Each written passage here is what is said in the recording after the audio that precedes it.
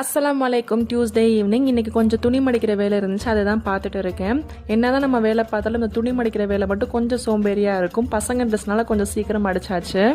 Evening ஸ்நாக்ஸ்க்கு ப்ரெட்டும் பன்னீர் இருந்துச்சு, அதை வச்சு பிரெட் சாண்ட்விச் ப்ரிப்பேர் பண்ணால் தான் கிச்சனுக்குள்ளே வந்தேன். சீரியஸ்லி ரொம்பவே சூப்பராக வந்துருந்துச்சு. Must try recipe. கடாயில் கொஞ்சமாக ஆயில் ஆட் பண்ணிவிட்டு ஒரு மீடியம் சைஸ் ஆனியனை கட் பண்ணி வச்சுருக்கேன், அதையும் சேர்த்து நல்லா வதக்கிக்கிறேன்.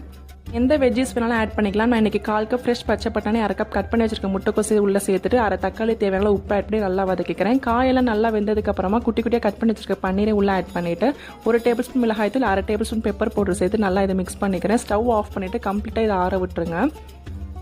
பவுலில் 3 டேபிள் ஸ்பூன் போல் ஹோம்மேட் மயோனஸ் ஆட் பண்ணிவிட்டு ஆற வச்சிருந்த வெஜ்ஜீஸே ஆட் பண்ணிக்கிறேன். 1 டேபிள் ஸ்பூன் டொமேட்டோ கெச்சப் சேர்த்து நல்லா இதை மிக்ஸ் பண்ணிக்கிறேன். உங்களுக்கு எந்த மாதிரி சாஸ் வேணாலும் ஆட் பண்ணிக்கலாம்.